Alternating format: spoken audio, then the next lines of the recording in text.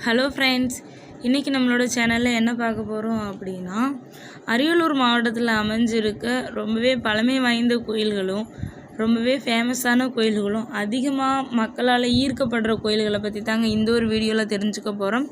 வீடியோக்குள்ளே போகிறதுக்கு முன்னாடி நம்மளோட சேனலை சப்ஸ்கிரைப் பண்ணிக்கோங்க. அப்போ தான் எல்லா கோவில்களை பற்றியும் நீங்கள் தெரிஞ்சுக்க முடியும். நம்மளோட சேனலில் எல்லா மாவட்டங்களில் உள்ள கோவில்களை பற்றியும் இனிமேல் அப்லோட் பண்ணலான்ட்டு இருக்கோம். மறக்காமல் நம்மளோட சேனலை சப்ஸ்கிரைப் பண்ணிக்கோங்க. முதலாவதாக நம்ம பார்க்க போகிற கோவில் வந்துட்டு அரியலூர் டிஸ்ட்ரிக்டில் ரொம்பவே புகழ்பெற்ற ஒரு கோவில் தாங்க, அருள்மிகு வைத்தியநாதர் திருக்கோவில். இந்த கோவில் வந்துட்டு எந்த ஊரில் இருக்குன்னா திருமலைப்பாடி அப்படிங்கிற ஒரு ஊரில் தான் அரியலூர் மாவட்டத்தில் அமைஞ்சிருக்குதுங்க. இந்த கோவில் வந்துட்டு 1000 2000 வருடங்களுக்கு முன்னாடியே கட்டப்பட்ட கோயில். இந்த கோவில் வந்துட்டு ஒரு சிவாலயம் கோவில் தான், ஒரு சிவன் கோவில் தாங்க. இந்த கோவிலில் வந்துட்டு இறைவன் சுயம்பு மூர்த்தியாக அருள்பாலிக்கிறார்னு சொல்கிறாங்க. இந்த இடத்துல தான் நந்திக்கு திருமணம் நடந்ததுன்னு சொல்கிறாங்க. இந்த இடத்துல விநாயகர் சுந்தர விநாயகர் அப்படிங்கிற திருநாமத்துடன் வந்துட்டு அருள்பாலிச்சிட்ருக்காரு. இங்கே வந்துட்டு பாலாம்பிகை சுந்தராம்பிகை சன்னதிகள் வந்துட்டு இருக்குது. பங்குனி புனர்பூச நட்சத்திரத்தன்று நந்திக்கு திருமணம் இங்கே நடந்துகிட்ருக்கு. வருஷம் நந்தியினுடைய திருமணத்தை பார்த்தோம்னா முந்தி திருமணம் நடக்கும் அப்படிங்கிற ஒரு பழமொழி எல்லாருக்குமே தெரியும். இங்கே அடிப்படையில் ஏராளமான கன்னியர் இளைஞர்கள் வந்துட்டு இந்த ஒரு திருமண நிகழ்வில் பங்கேற்கிறாங்கங்க. ஒரு கல்லாலான சோமாஸ்கந்தர் தனி சன்னதியில் அருளிக்கிறாரு.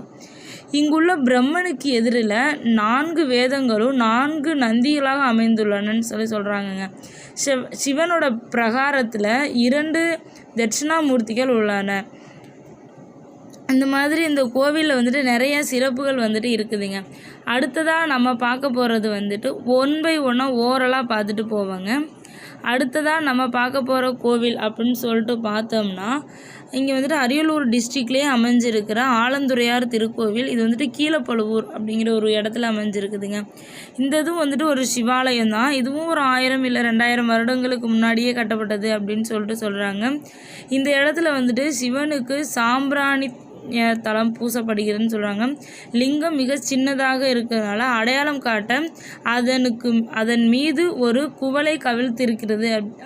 குவளை வந்துட்டு கவிழ்த்திருக்கிற ஒரு ரூபத்தில் இங்கே இருக்காங்க. விநாயகர் நடனம் ஆடும் கோலமும் சண்டிகேஸ்வரனின் பஞ்சலோக சிலையும் வித்தியாசமானவை அப்படின்னு சொல்லிட்டு இந்த ஒரு இடத்துல ஒரு சிறப்பு ஒன்று சொல்கிறாங்கங்க.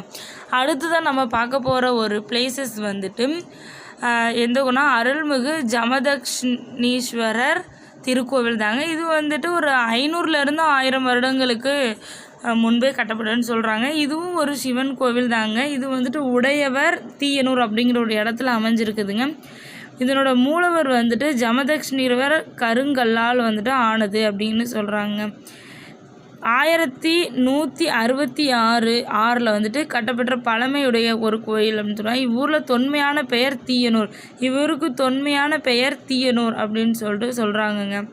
இந்த ஊருக்கு மனுகுலகேசரி நன்னூல் என்ற பெயரும் இருந்ததாக கங்கை கொண்ட சோழபுரத்தில் எழுதப்பட்டிருந்த முதலாம் ராஜாதிராஜன் கல்வெட்டு சொல்லுது அப்படின்னு சொல்லிட்டு சொல்கிறாங்க. அடுத்ததான் ஒரு கோவில். இந்த கோவிலில் வந்துட்டு தெரியாதவங்க யாருமே இருக்க மாட்டீங்க. அதாவது அடுத்தா நம்ம பார்க்க போகிறது அருள்மிகு பிரகதீஸ்வரர் திருக்கோவில். இது ஒரு சிவன் கோயில் தாங்க. இங்கே வந்துட்டு பிரகதீஸ்வரராக மூலவர் வந்துட்டு காட்சியளிக்கிறாரு. இந்த கோவில் 1000 இல்லை 2000 ஆண்டுகளுக்கு முன்னாடியே ஒரு பழமையான கோயில்னு சொல்கிறாங்கங்க. அதாவது இந்த கோவில் இருக்க ஊர் வந்துட்டு கங்கை கொண்ட சோழபுரம் அப்படின்னு சொல்கிறாங்க. தமிழ்நாட்டிலே மிகப்பெரிய லிங்கமும் இங்கே தான் உள்ளது அப்படின்னு சொல்கிறாங்க. இங்குள்ள நந்தி சுண்ணாம்பு கல்லில் செய்யப்பட்டிருக்குது. அது மட்டும் இல்லாமல் தரையில் அமைஞ்சிருக்குன்னு சொல்கிறாங்க. இங்கு மூலஸ்தானத்திலிருந்து 200 மீட்டர் இடைவெளியில் உள்ளது. தினமும் பகலில் இந்த நந்தியின் மீது சூரிய ஒளிப்பட்டு அந்த ஒளி கருவறை உள்ள லிங்கத்தின் மீது பிரதிபலிக்குது அப்படின்னு தான் இந்த கோவிலோட ஒரு சிறப்புன்னு சொல்கிறாங்க. இந்த கோவில் போகாதவங்க கண்டிப்பாக போங்க. ஒரு தஞ்சை பிரகதீஸ்வரர் கோயில் போயிட்டு வந்த மாதிரி நமக்கு ஒரு அனுபவத்தை கொடுக்குங்க. அடுத்ததான் நம்ம பார்க்க போகிறது அருள்மிகு கலியுக வரதராஜ பெருமாள் கோவில். இப்போ வரைக்கும் நம்ம சிவன் கோயிலே பார்த்துட்டு இருந்த மாதிரி இல்லைங்களா.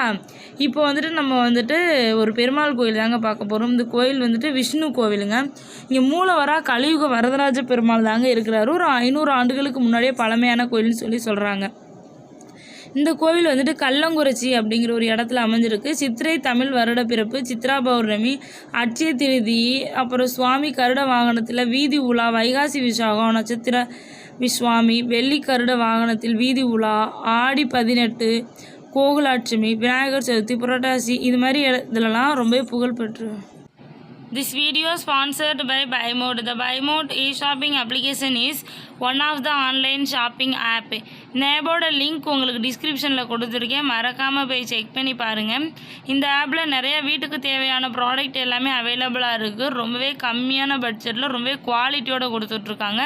மறக்காமல் போய் செக் பண்ணி பாருங்கள்.